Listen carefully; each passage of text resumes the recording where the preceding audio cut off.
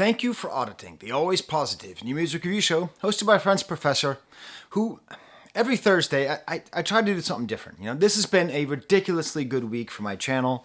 Views are way up, thanks to Danny Brown and JPEG Mafia. And there are some big releases that I could review, and I know I would get lots of clicks. But that's not really the point of this channel. I mean, it is partly. Who doesn't like clicks? But it's also, on these Thursdays, I try to review something that I know will not get me clicks.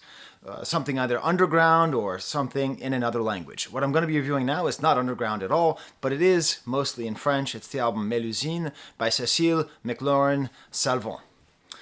And I want to thank Felix Bart, who first of all, my brother's name is Bart, so that's pretty cool. They just suggested that I review this album just on some random comment somewhere. I decided to check on it, and it's unbelievable. And this album is an unbelievable assemblage of styles. It's one of the most inventive albums I've heard all year. It is one of the most experimental, while at the same time being amazingly edifying, amazingly fun to listen to. I cannot recommend this highly enough, but I'm not going to talk about the album yet. If you're just here for the album review, I'm going to include a link. I'm going to include a little marker in the description, top line of the description. You can go there and you can skip this little opening salvo. But I want to talk to my fans, okay? I want to talk to my auditors, the people who watch this channel. Statistically, they are much younger than me. They're about half my age. They're in their early 20s. I'm in my mid-40s. And I used to be like them, okay? The way that most of my fans, I think, would identify is as a music nerd, okay? And it's cool. It's very cool being a music nerd, right? There's nothing wrong with it. But there's a sort of naive, ignorant edginess that goes into being a music nerd. And I'm not looking down on anybody. The only reason I am not still that way is because I have lived longer on planet Earth, okay? I am worse than... If you're watching this and you think I just insulted you, I was worse than you. But I'm interested because I just reviewed that album by Danny Brown and JPEG Mafia. And that album was called Scaring the Hose. And if you don't know, scaring the hose is online parlance. It's a term used to describe music that scares the hose. Now, the hose is a gendered term. It does imply that women are scared, but it's more of a general term meaning music that's so edgy, that's so out there, that people listen to it and they just can't handle it, man. This is Death Grips. Everyone's scared. JPEG Mafia has scared the hose. And if they're scared and I'm not, that must mean that I am superior. I can handle this kind of acceptable idiosyncrasy. I am the edgy gatekeeper of coolness and culture. That's what's implied with the term scaring the hose.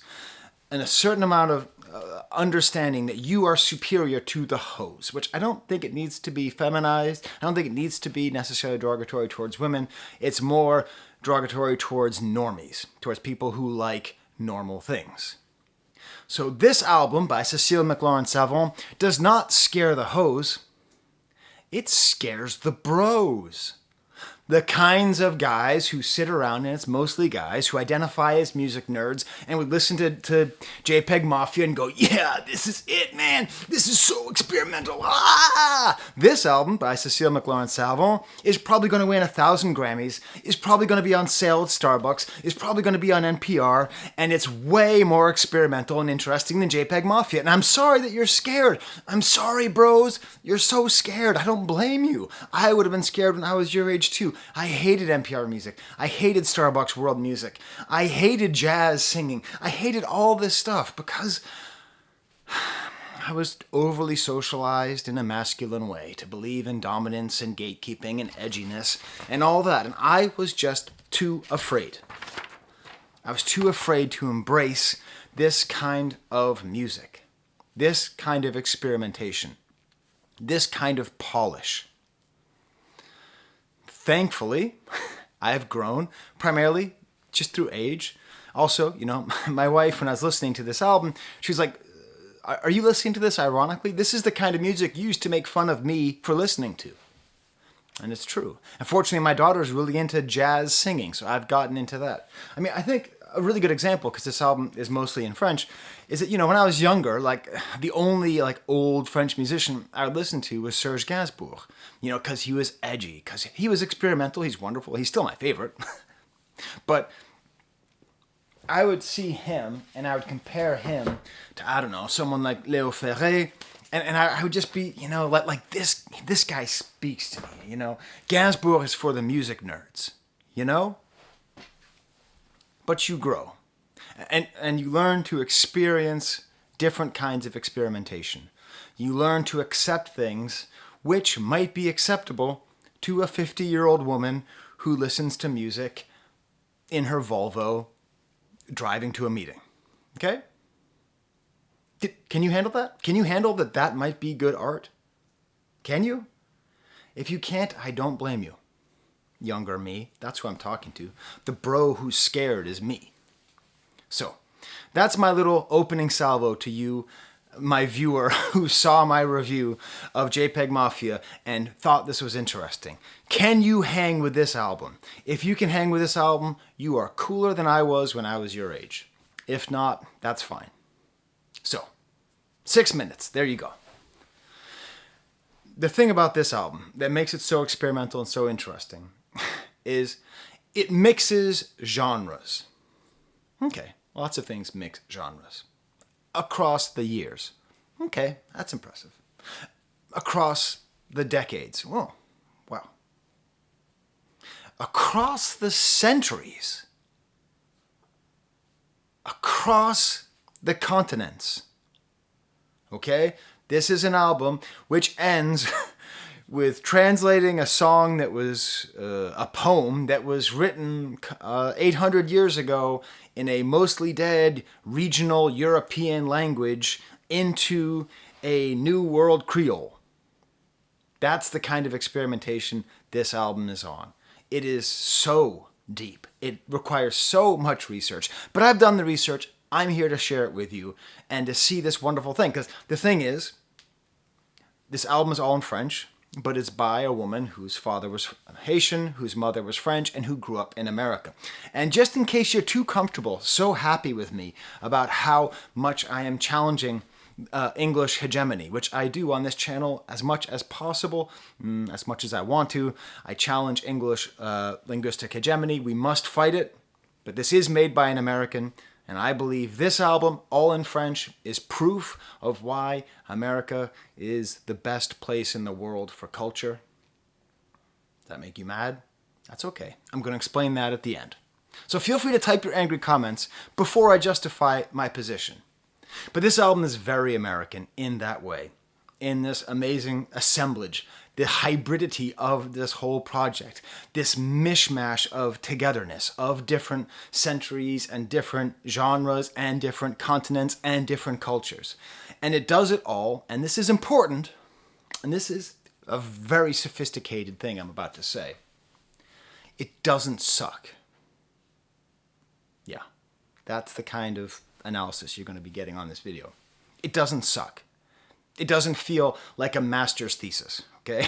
From what I read of her biography, she has actually studied music at a very high level, like studied medieval chant in France and stuff. And there's a danger that this album could just sound like a master's thesis, like somebody who's just putting together ideas. But it doesn't. It just doesn't suck. It's awesome all the way through, the entire way through. I'm going to buy the album, like right after this. I'm going to end this. My Patreons give me money. I'm going to give that money to Céclie McLorin Salvant. Now, it is funny because her middle name is McLorin, which is one letter away from McLovin. That doesn't have anything to do with this album, but I always see it and I go, McLovin. Okay. So let me give you an example of this album. Let me give you a stamp here, okay? Dites-moi que je suis belle. Click above the bananas, above the excellent book on the history of the French language. So, this is her take on Eustache Deschamps. In the 1400s, he wrote this virelai. Okay? Just all these words. What do all these words mean? What do all these words mean? Virelai was what's called a forme fixe of poetry and also of music. Sort of mixes together like a refrain and verses. The rules are fairly complicated and I don't need to get into them now, but it's interesting because Guillaume Machaut, who is basically the most important French musician of the medieval ages, was the person who trained Deschamps, and then Geoffrey Chaucer, the English guy, would go on to cite Deschamps as one of his influences. So he's this really important figure sort of in between these different modes. And the thing is, I don't think this poem was ever set to music, or if it was, we don't know what the music is. So what does she do? She mixes it with djembe by Widi Briama from Ghana, like African drumming. And it works perfectly. It's excellently tasteful African drumming. It's not showing off. And she's singing these words, and it sounds a little bit like it could be the way it was sung in the 1400s in France, or it sounds even melismatically like Arabic at times. She does all of these things all at once in this great repeating refrain and these lyrics, which are, tell me that I'm beautiful. It's like from the perspective of a girl trying to be told that she's beautiful and explaining why she's beautiful and why she's gorgeous. By having her sing this in the modern context, it helps us to reconsider these lyrics, which we just sort of accept, this kind of poem that we sort of accept that's been written up until 2023 about women's value being in their physical beauty and the sense of insecurity that comes with that and the desire for reassurance in their own physical beauty. And this was written in the 1400s, and it could have been written in 2025 because that's still happening right now. Am I beautiful enough? Am I beautiful enough? And it's just a beautiful song. And her voice is so beautiful, and the drumming is so good, and it's so simple, and it's bridging together. I mean, that was the music that was being made in Africa in 1400, right? So, I assume, I don't know, I'm not a musicologist, but I assume there's some drumming going on in Africa in 1400. So it's this great century culture mashup. And again, this is the most important aspect. It doesn't suck, okay? That's really important. So I'll go through the rest of the album a little bit quicker. Starts off with the track Est-ce ainsi que les hommes vivent by Léo Ferré. So I already talked about Léo Ferré. This is an album I bought at the Record Archive in Rochester, New York. Great. Hey, Léo Ferré, yeah. I've never listened to this album. I hate this guy. I hate him. I hate his music. Every time I try to listen to this guy's music, I hate it. I don't know. I don't like his hair. There's something I haven't liked about him because he isn't cool enough for me.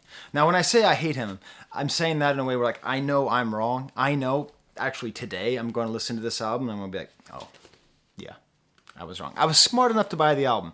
I'm not yet smart enough to appreciate it. But that happens with some musicians, you know?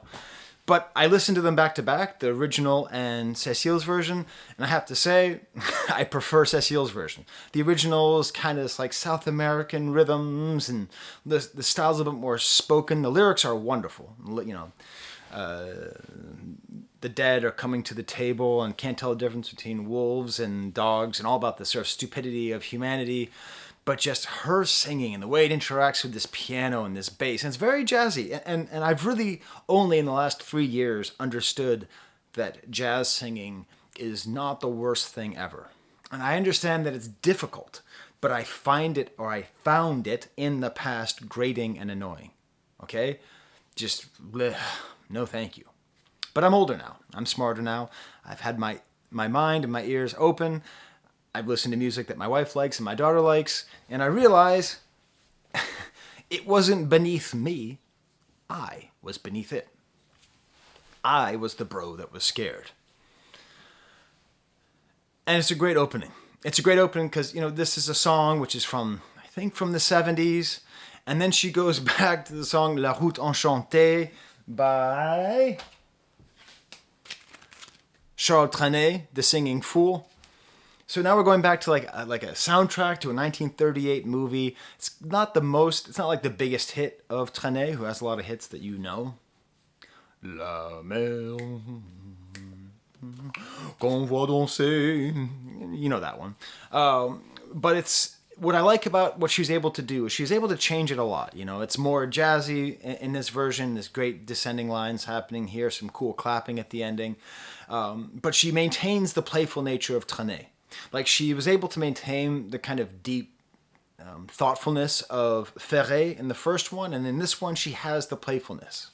Well, I should also mention that there's this beautiful thing at the end of that first track where the piano just gets super discordant. It's really the most discordant moment on the album. It's quite interesting, yet her voice is so clear.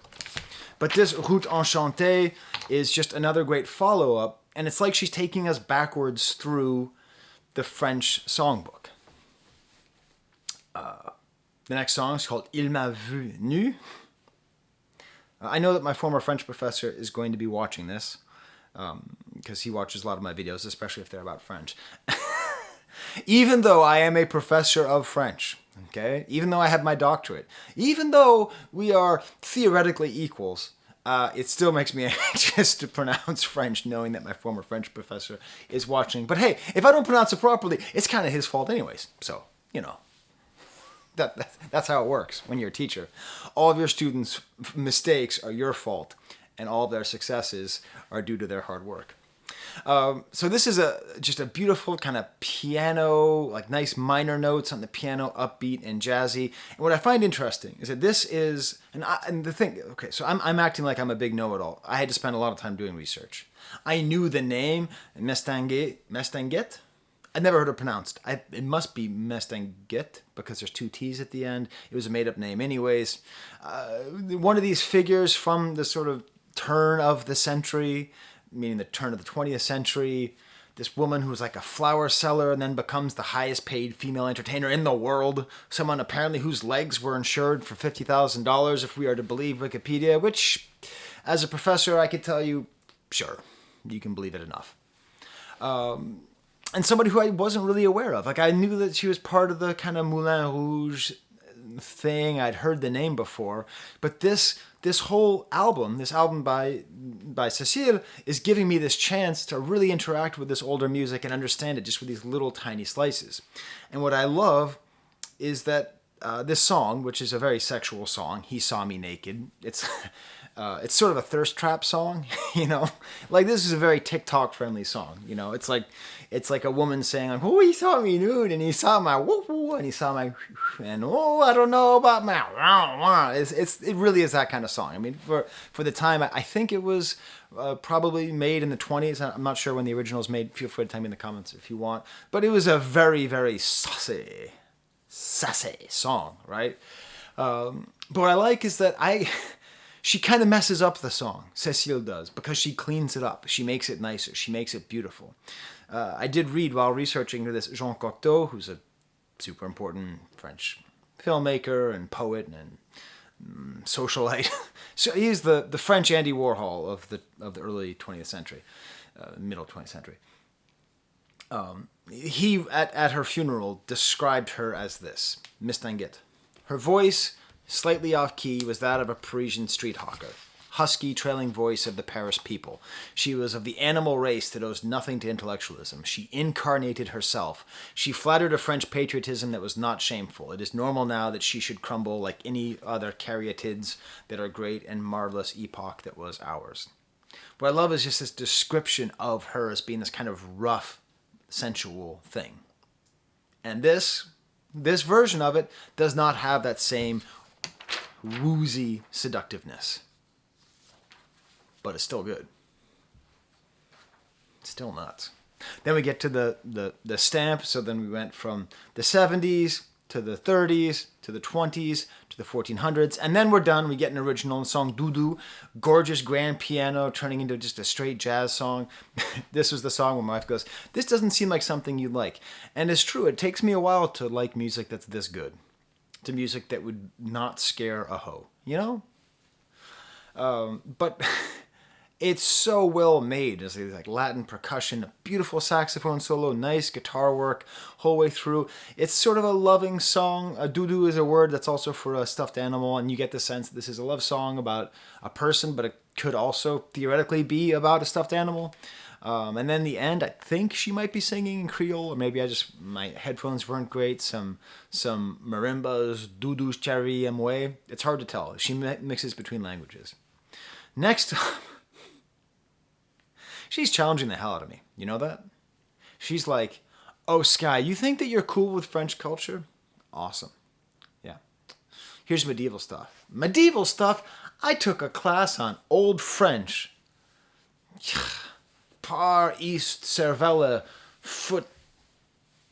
par East Orvelis, fust Cervelle. There's some line from the Song of Roland where the brain falls out of the ears. That's all I really remember. Old French is a complete nightmare. You know, but I'm cool. I've studied medieval poetry. I've studied medieval song. I've studied all this stuff. But you want to get me You put on the song Petite Musique Terrienne from the Starmania opera, the Canadian and French opera. France and French Canada developed this horrible little thing, which maybe it's not horrible, maybe it's me, of these musicals that are not quite musicals. They're like in between a musical and an opera.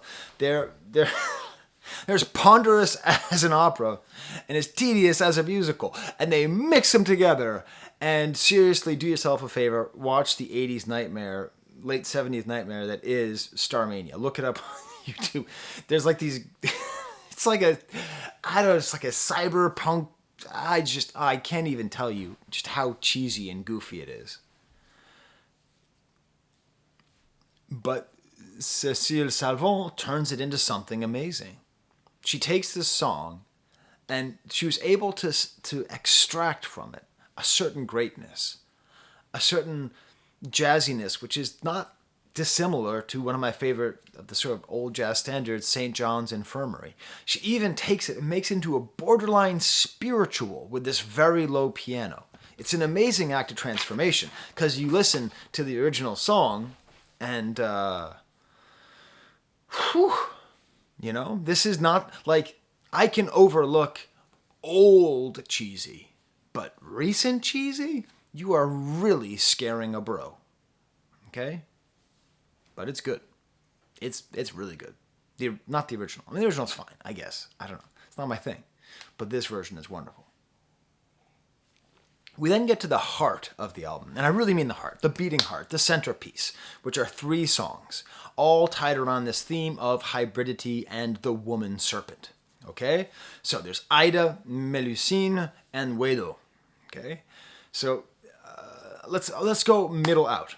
So the middle of it is this original song, Mélusine, which sounds very, very medieval. It's like an old nylon guitar. It's the only song in English. It has very jazz phrasing, like the way that she says, with solitude. I live in Rochester, so I've been training jazz vocalists for years now. Basically, I teach them. I don't. And so what I love about this is when you study medieval literature, it's so damn unsatisfying. There's always some kind of weird turn where things don't quite make sense. And it's like you want something satisfying and understandable, but in reality, it doesn't resolve. There's not an answer. There's a pluralism. There's a lack of cohesion. The only modern interpretation of anything medieval that's ever worked at all for me was The Green Knight from a couple years ago, because it's not very satisfying. There's this otherworldly aspect, there's this earthly aspect, and you just don't know. It's not satisfying at all, unless you're in grad school, and when things aren't satisfying, that's when things are interesting. So Mélusine is this story about a woman whose daughter who turns secret and marries. Point is, she's half woman, half snake, and she tells her husband to never look at her on Saturdays. I don't know. And he, of course, with all these stories, does look at her, and then she gets angry and turns into a dragon. But it's important because so much of this album is very much implied that it's about this sense of being multiple things, of hybridity. When you go to grad school, you spend so much of your time talking about hybridity, things that are 2 things at once, because that's the most interesting things, right? The least interesting thing in the world is black and white. The most interesting thing in the world is gray, right? That's why there's thousands of shades of gray, but only 1 black and 1 white, right? So when you go to, when you're in high school, you're looking for blacks and whites. When you go to college, you try to find more interesting blacks and whites, little shades of gray. When you go to grad school, everything's just thrown up in the air, and the most important thing is to understand that there's no definitive anything, and you're just constantly searching around. And sometimes that gets solipsistic and annoying, but usually it's interesting, and this character of Mélusine is perfect, because obviously this is a woman who has grown up in America, but studied in France, and has a Haitian father and a French mother. Don't know if you know the history between Haiti and France, but it's not good, beyond the fact that if you're ever in France and you and you go to Versailles and you go, wow, that's really beautiful. What I like to pretend, you remember The Shining where they open up the elevator and the blood comes in? If you go to Versailles, I want you to go to that gallery of mirrors and just picture blood everywhere. Just blood dripping down the gold, dripping down the chandeliers, looking out over the endless gardens, and imagine it being rivers and rivers and rivers of blood, because that's the truth. African blood built it. Go to the city of Bordeaux and look at the beautiful architecture and imagine that there's a tsunami of blood, of human blood drowning you. That's the truth. That's the truth of Haiti. That's the truth of Africa. That's the truth of France and all of colonial Europe, okay? And that's the world that we live in. And here she is, the product of both of these cultures, right? That's that hybridity. That's two things at once. That's the future of humanity, hopefully. Hopefully. If we spend enough time in the graves, we're spared from that kind of terrible black and white, which leads to all the spilling of the red. If I'm speaking too fancifully, my point is much of European wealth was built off of the triangular slave trade. And even countries which can pretend to be above slavery because they did not have slavery as present in their actual country as other countries such as America had, they are equally, if not, no, they are equally culpable. Anyways, so that's Mélusine, that's in the middle, so that's a European folktale. But then on the other side of it is Aïda and Wedo. Aïda Wedo is what's called a loi in the Haitian voodoo tradition. Okay, so Wedo implies that this is a loi that comes from Benin. So it's very confusing because voodoo is so disparaged. It's just a religion. It's just a religion like Catholicism or Islam. It's just a religion. It's just it's a religion that's demonized because it's mostly practiced by black people. And it's killed a lot less people than most other world religions. I'm not great for chickens, not great for animals. There are some animal sacrifices, but if it's up to me, if I had to choose between sacrificing chickens and little boys, I go chickens every day. Anyways, geez, man, getting controversial in this video. But the important thing is that these lois, they aren't quite gods. They are intermediaries between the sort of heavenly god-like figure that exists and the humans. And they're sometimes playful, sometimes serious. They are always syncretized with Catholic saints so that you can sort of have a barrier. And in this case, I believe it's Mary. I think Mary is. So that's how important Aïda Wedo is, this loi who exists as a kind of human snake. Snakes are very important in Haitian voodoo. She's married to Dambala, who I think is another snake loa, so like snakes, which are often looked down on, are actually quite important and beautiful. And it's just both of these songs are just go so nicely. Aïda has this like electronic kind of hand drum pitched up, this ethereal voice. And then Wedo, it's funny because I have a baby, and my newborn baby's just been crawling around on the floor doing all that crawling stuff that babies do. And I was listening to this album, and the second this song came on, she was like, she starts kicking her feet. And now I just walk around the house. Aïda Wedo, Aïda Wedo, Aïda Wedo, Aïda. Like I just sing the song to her and she gets happy. It's childish. It's like an incantation. It's got all these layers of synthesizers. It's such a beautiful song. These three songs together are like three of the most interesting songs all put together. I don't care how many bros they scare. Next song is D'un feu secret. This was written by someone named Lambert in 1666. So that's the actual era that I studied. Remember when I was talking about Versailles and all that? And all the blood and the slavery? 1666. This is prime triangular slave trade time.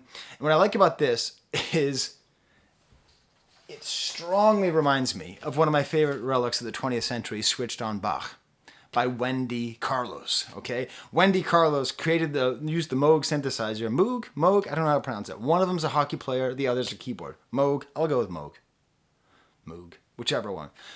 And played Bach on these synthesizers. And then Wendy Carlos went on to do the soundtrack for The Shining, so if you want to know what that sounds like. So it's this really fun idea of doing what Wendy Carlos did, which is taking something old, taking something from the 17th century, because Bach was born, 1685? Is that right? I think he was.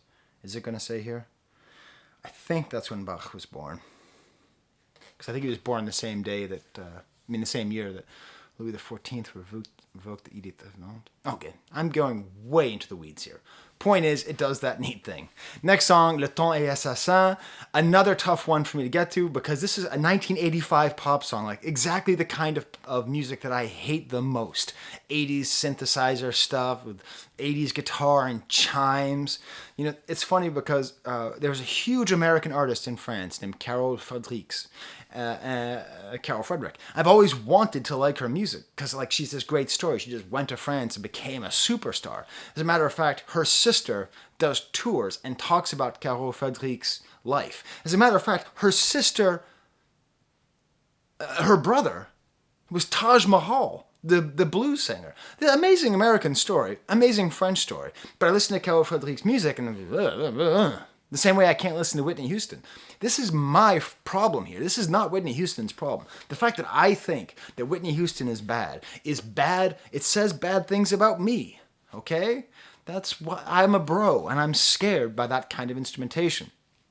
So here, she's able to bring out the goodness, the interest of the melody, the interest of the song structure, the interest of the lyrics, and it allows me to revisit the original song and like it even more. Next song is another original, Fenestra, which I think must be Haitian Creole for window. African drums to start, and then she even's talking more about Mélusine and Aïda Wedo. She's like connecting with the previous songs. Such gorgeous harmony. And then there's some English in here as well. There's even a little thumb piano. This song might be the highlight of the album because it sort of ties everything together. Even kind of speeds up at the end and she's talking about flying away through the window, and it becomes clear that, you know, that's the Fenestra. That's why we're talking about the window, because this Mélusine character, this Aïda Wedo, becomes a dragon and flies away. The album ends with... I don't even know. Okay, listen. Come back in 5 years, there's going to be like 10 academic papers written about this album that are going to talk about the hybridity of French and Creole and the history of this album. It came out last week, okay? Give me a break, would you? Domna na Almux by Isat de Capio, one of the first, if not the first ever recorded female poet. I don't know, a troubadour who was a woman. All these crazy terms that I vaguely remember from grad school. It's like spoken, just washed out synthesizers there, but spoken in Occitan, which is the language that is now basically called Provençal, which is from the south of France, which is where I'm from. Not where I'm from, but where I lived. When I lived in France, I lived in Marseille, and some people there speak Provençal. It's not totally dead, but it's kind of a dead language because unlike the Spanish, the French are very good at exterminating regional languages for worse and theoretically potentially better on some ways, in any way that colonialism can ever be any good at all, which is maybe sometimes in terms of unification through language, which might have a benefit. I'm not making an argument on behalf of colonialism. But then I think she then translates this same poem from somebody who was born in 1140 from Occitan into Haitian Creole, from a basically dead European language into a modern language that in Creole is much like Voodoo. It's an assemblage of different languages mixed in with French, mixed in with all these ideas. It's this great hybridity. Great xylophone and Latin rhythms, so deep and cool and very upbeat. So, as a final note, I promised I would be provocative. Now, I actually have to do some advising soon, so how many minutes? I have 2 minutes left. Okay. Why is America the best culture? America is the best culture because there is no culture in America. There is none. There is none. There is cultures. Okay? The reason that America has the best culture is because, with the exception of the native population that we terribly exterminated, we are all immigrants. Forced or voluntary. And that melting pot that we talk about, it's still part of what we are. Right after I finish this, I'm going to do this advising session over Zoom, and I'm going to eat an empanada from like the best it's called El Latino, the best restaurant in Rochester, Like I can eat that, and that's not American, it's a Puerto Rican restaurant, right? Okay, well, that should be part of America. Point is, it's South American, whatever, Central American, that's not American, that's not American. But the thing that we have, that other places don't have, is no culture. There's freedom in having no culture. Yeah, Twinkies are garbage, fine. but the best food in the world can be eaten here because of the way that we have allowed and we have forced people to come together and live here and bring their cultures together. And this album, despite the fact it's entirely in French, except for one song, and despite the fact that it's mixing together Creole and Occitan and all that, if you really look at it carefully, it's the glory of hybridity, and our country is the best country for hybridity because it doesn't have culture. If I had to pick like just a one culture, I'd go French, of course. It's beautiful. Music, movies, food, all of it. It's awesome. But I don't want to choose one. I want to choose a snake person. All right, I got to go at my meeting. These are my Patreons. I am literally going to buy this album in like 5 minutes. So thank you very much. My whole family loves it. And these people help me to buy food. I mean, music. Music is food. I don't know. I'm thinking about this advising meeting. All right. Till next time. There's the camera.